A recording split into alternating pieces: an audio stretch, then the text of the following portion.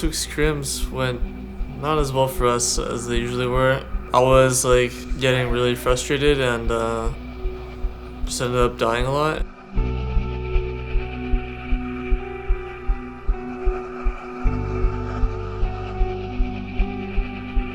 And just like wasn't able to win lane as often, and I just got really impatient, like not waiting for the team, stuff like that. And everyone else was like just playing for themselves, and we weren't really coordinating as a team. And as a result, we ended up losing a lot more scrims than we're used to right now. And we pretty much had to like get a hold of ourselves and like try to bounce back from like basically our tilt from scrims and get ready to play versus like C9. Okay, 3 things I want to talk about, like communication setup wise. First of all, the dragon fight that they took mid-game when they took the first Cloud Drake on their side. You guys were at a 1k advantage at that point, and after the fight you were up. Yeah, so this week we went in with really clear training goals on what we wanted to do strategically in scrims, and then because we were just getting slaughtered like repeatedly, we ended up having to train completely different things, but it was good because what we trained instead was how to not keel over and die when playing from behind. And I learned about some of the holes in the team's like mental resilience with that, and we got to start kind of tackling it, and it was really useful for me because I saw like what flaws like each person has, and I'm starting to get a picture of like the puzzle pieces of how they can build each other up when a team's going bad, so that we build out our playbook of like what it is that we do when we're 5k gold or 10k gold down. And it didn't feel like we made a lot of progress this week to me or the players, but I think in actuality there was a lot of growth going on. You could tell people weren't as focused. The day after the shoot, it seemed like everyone kind of needed a break, and it was easier for everyone to be like frustrated and less patient with each other, and like it seemed like everyone cared a lot about like their individual lane, and like rather than the whole team and how we were doing as a team. Yeah, I can see that. Because I think we were doing a good job of like just always focusing on what to do next as a team, which is why people didn't really tilt, because it's like, oh, we fucked up, but we can still win this game like as 5 players. Do you think that there's been a reverse of expectations where like you were trying to prove something earlier, and then now that you're 4-0, it's more about trying not to lose than it is about coming in as the underdog? We had playoffs last season. We were expected to lose against C9 and Immortals. We were expected to beat CLG. And we did exactly the opposite. What I was most proud of this week was that by the end of the day Wednesday, or like scrim number 2 on Thursday, that we like recaptured that mindset of kind of try hard, where our goal is not looking at our record and considering that, where our goal isn't looking at our opponent this weekend and trying to think of the outcome of that, but that it's to keep our eye on the prize at the end of the split, at the end of the playoff season. And that every single day that we throw away is essentially like one more opportunity that we had to get better that we didn't take. Like the grind that you've had for the last 3 weeks for basically taking no time off and still powering through. We've done research on willpower and decision fatigue and found out that it's more or less a choice. Like it affects people who believe in it, and it doesn't affect people who say, I have infinite willpower and I can do whatever I want. And I really saw that on display, like this week especially. We didn't really have that much rest, but you recovered anyway and got better. So that's just willpower. That's your own willpower that pulled it back together. TSM, on 3? On 3. 1, 2, 3. TSM! They definitely would like to prove that they really are the undisputed best team in the LCS right now. They've been looking like it so far this split, but they're going to have to take out C9 before they can really claim that title. Another guy, Sven Skaren, he has been crushing it himself as well. He's doing very well. He plays whatever role the team needs. He can play those DPS junglers. He can be supportive on the tanks, and he'll go wherever the team needs him. Bart, we go here. Bart, no flash. TP on Nash. TP on Nash. TP on Nash. Look at right side. I'm ulting Peter. I'm fine. Peter, die. I'm gonna die. Yeah, you're ulted. Yo, Shen, no flash. Nice. I'm on Nash. Look at Victor. Victor, no flash. Kill Victor. Nice. Do anything there. A double kill in for double lift on the Lucian. C9 can't get anything done. Now finally a kill in through for impact. And now Meteo's forced to run away. Culling is on. Double bomb hits and it's done. Sneaky. Oh, a betrayal of his friend. That's going to be a kill picked up already. Meteo's slow. Bit of a stun coming across. Buddy now caught up as well. That should be an easy one. And they pick I got him. Yo, Yep, go, Victor. Okay, go. Nice. End the game. End the game. 2 mid. I'm taking game. 2 mid. I'm taking.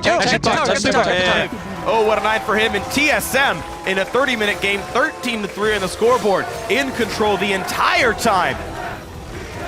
Wow. Yeah, the chance from the crowd. Yeah, keeping on to that #1 spot with a win in game 1 over Cloud9. We talk about TSM coming out wanting to prove that they are the best team, the undisputed best team in North America. Well, good step in that direction. No, with Baron, it was like Dragons coming up, and I knew that they were going to... after Baron. After Baron? When we have Baron? Yeah. Yeah, when we have Baron, we got it, and then we all based, and then Dragon was coming up, and then I knew for sure that they were going to set up a pick around Dragon, because that's obvious that what we're going to do. But maybe it felt like we were always disconnected with our Aurelia because she had no TP. So there was never any way for us to group up. And their comp is like super heavy engaged.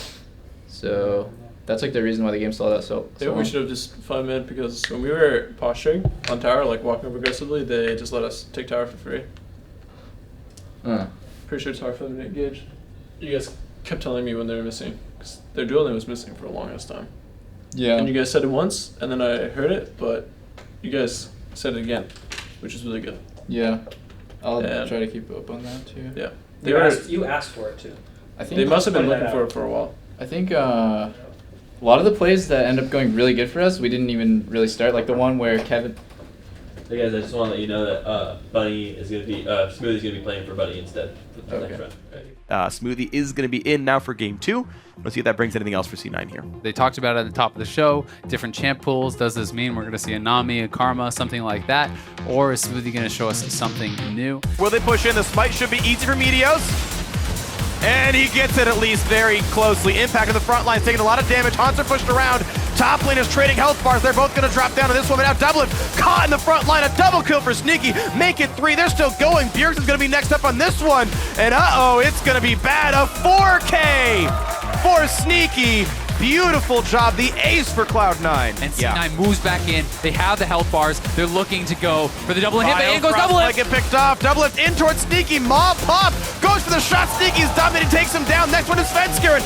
Another 2 picked up. And Jensen over the wall stays alive. Another kill for him. That's 4 dead. TSM will get dropped in this one. We will be having a game 3 in our match of the week as Bjergsen will not stay alive. Another stun for Smoothie. 1, 2, and 12. A beautiful game on his first Bard game of the split.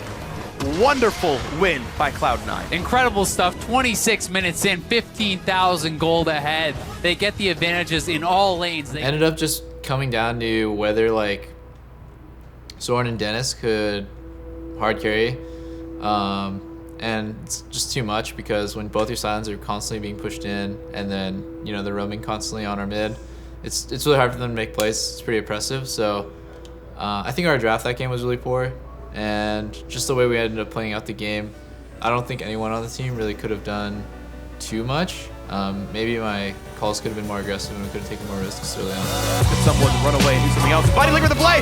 Gets Yulti on this too. Maybe this is the fight they go for. Meet us in the front line. Kai's through lane. Yeah, go Rek'Sai, go Rek'Sai. Can we still go? He dashed. Rek'Sai flashed in. Just kill him. He dashed, no flash. He's dead. Nice. Can we go? Can we go again? No. I'm looking. I think we should just do Dragon. It's only 9k. They're not doing it that fast. Maybe we can, no, go. We're coming. I can only TP in. 5K. Yes, fine. We can. I'm TPing in. I'm here in 10 seconds. We're here in 10 seconds. We can fight them after. We have Elder. We have Dragon. I got Jhin. Okay. Kill Victor. I'm on Victor. He's dead. No flash. Keep going. Get shuttle. Chase. Chondo. No flash. Okay, go in after, Kill go in Rek'Sai. End the game. End the fucking game. guys. Take Fuck the yeah, ball. baby. Go Let's back, go. Let's go back. Yarnello. Go bud. Good fucking shit. and TSM close it out.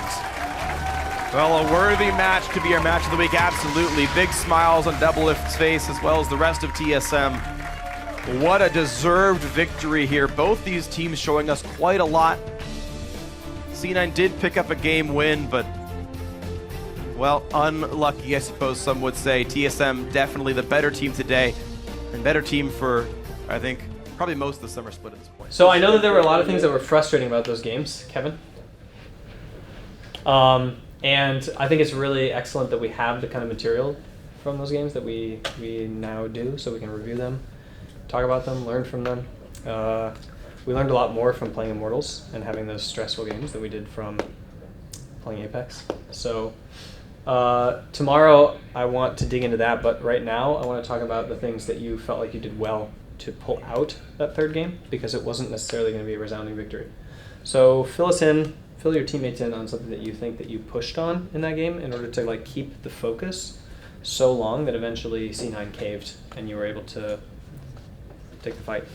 Even though things weren't happening, we just kept forcing things for like 5 minutes until they messed up. And everyone was down to like just continuously start Baron until they messed up really bad and died.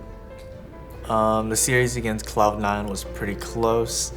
Against some of the good teams, I think it's been a reoccurring thing where we win the first game really decidedly, and then we lose the second game, we get completely stomped, and then the third game, it's a really close game. So that's pretty much what happened with C9, and it was really intense, at least for the third game. The first and second game, it kind of went in either team's favor, and they quickly just took the lead and were able to snowball. But definitely in the third game, the pressure was ramped up, and I think in the mid game, the shot calling really came on point. And after we took Elder Dragon and ran to Baron, we were quickly able to ace them, and we won the game shortly after. So definitely the shot calling was really good, and there's a lot of teamwork involved as well. What are some of the expectations you have about your opponents in this game that you don't want to have but secretly might have? On my opponents? Yeah, about energy. Things like Centaurion's only going to farm. I don't want people to play overly aggressive just because they think he's not going to gank. I don't want to underestimate GBM just because he doesn't play meta champions. But do you actually underestimate GBM? I don't know. But I obviously thought to myself, why doesn't he play all these OP champions, and why do they just leave them open? I'm actually scared that we're going to lose because we think they're bad, because that's what TSM always did last season. We would always beat the good team and then lose to like teammate. Because we pretty much only talked about C9 this whole week. We didn't talk about NRG even once during the week. Pretty sure. During scrims, we were always like, we can adjust this for C9. We might have to bend this against C9, but we never talked about NRG, so I don't want us to be like, we beat the good team, now we just have to make an easy win. Because that's what we did all the time, and we just would lose against teams that we were much better than. I don't want that to happen today. Pretty much the same, just like not respecting our opponents and underestimating them. We should just like treat them as any other team and play our best and not like focus on them. And if we like focus on like these guys are just fucking bad, we should be stomping them, but like we're not actually stomping them, then look, we're gonna have a higher chance of losing that way. So if we just focus on ourselves and winning, then it'll be fine. I mean, they did beat Immortals and Team Liquid, so I don't really think they're that bad. So for us to underestimate them or something, then we would be pretty stupid. Yep. But do you underestimate them? I mean, I think we're a much better team, but we can obviously still lose. Played against like OQ and Kiwi in Challenger Series, and I think I did well, so I'm just hoping I play the same way as I did back then. At least I think. Do you think you can play better than OQ and Kiwi? I'm just hoping I play the same way as I did back then. Okay. You're better now, Vincent. Yeah, dude, you're better. Like, better than you did back then. I feel like you are now. Yeah, it would be super embarrassing if we lost. But then if we are losing, don't get, like, tilted because we shouldn't be losing versus a lower team sort of mentality. But just play it out. Just like we weren't really tilted when we were losing versus C9 and Immortals. We just played it normal. So what I want to do is try to erase history. I want to talk about today, and I want to talk about, like, I want to talk about like how close actually elite performance is. So if you look at the pool of people who are up here in the LCS, it's a really small fraction of the player base. Like I've always said before, I calculated it once, 0.0002% of players in the world of League of Legends like are at this level. And through the majesty of sport and the fact that every game is like a 50-50, you can go on to a game and the other team can just be better than you. And like, so we have this historical precedence, right? We won 5 matches, and it says like, oh, we're the better team and Energy's the worst team, but that doesn't have anything to do with what's going on today. If we go out there and lose, it's not because we're a worse team who underestimated a bad team. It's because they're actually better than us. And if we go on stage and we're actually objectively just way better than them, no problem. We'll play our game, and they'll do their best, and it won't measure up. But I want to be prepared for this practice that we might have to endure about how to make a comeback. And this first game, and the second game too, if that's our week, second game loss kind of tradition, we can try to crush that today. But in this first game, if we go out there and we need to have that comeback mentality, like we should be prepared for what it looks like and what it feels like. But TSM have been crushing all of their opponents this split, and very few of their games are even close. They seem to come into matches extraordinarily prepared, and they're comfortable taking calculated risks in the first game of the best of 3, and they've been paying off with fast, dominating victories. Kiwi Kid, yeah, a little too far forward. Sven, gonna look for it, finds the Unburrow. Firefrost with a great tag there on the first one. He gets blown up at the start. Now Haunter moving in onto Oku, but he snipes Sven Scare, and Oku though, not gonna last the night as the burst is enough. Quas getting chased down, double lift though. Come here. I'm kind of killing Blood. Knows he has to keep fighting. Q's gonna land in. Another Sanguine pull out of Quas. Now dancing back into the mini wave of Bjergsen. Eventually, gonna get him. No, healing. Quas GBM's keeps here. moving, and GBM has finally arrived. Bjergsen gonna get himself started. Quas gets the kill. I can't kill Blood. He's completely unkillable. Bjergsen's looking for a TP. Bjergsen's looking for a flank. Oh, GBM caught up. Good net move by Haunter. It's turned into an egg.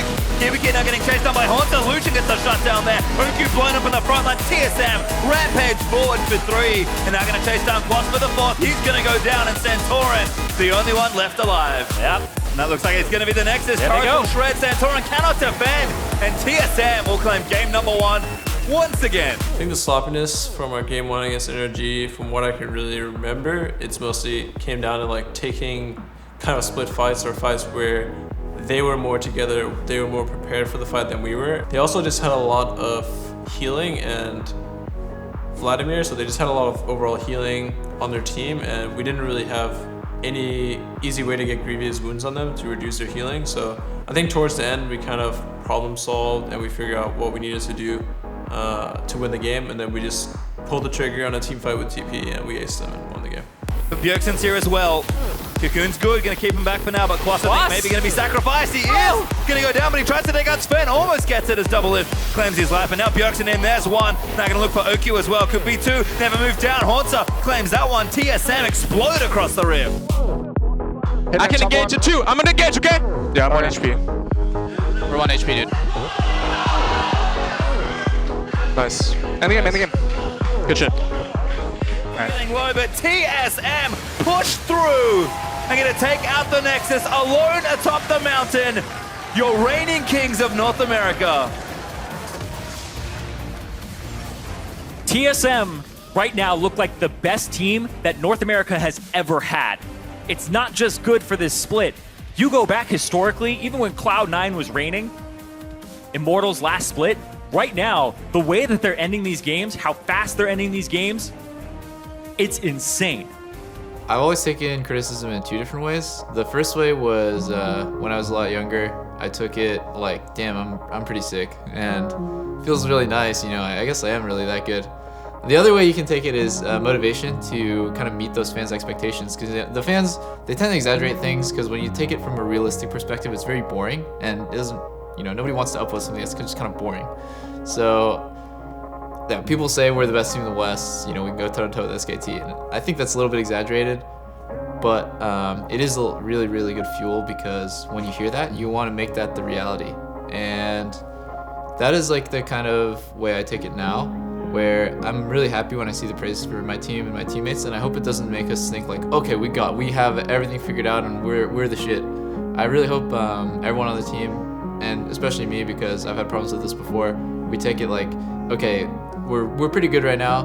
We could definitely be much better, and like the sign of the improvement, goes like this. It shouldn't just stop right now and just be like, all right, we can coast from here.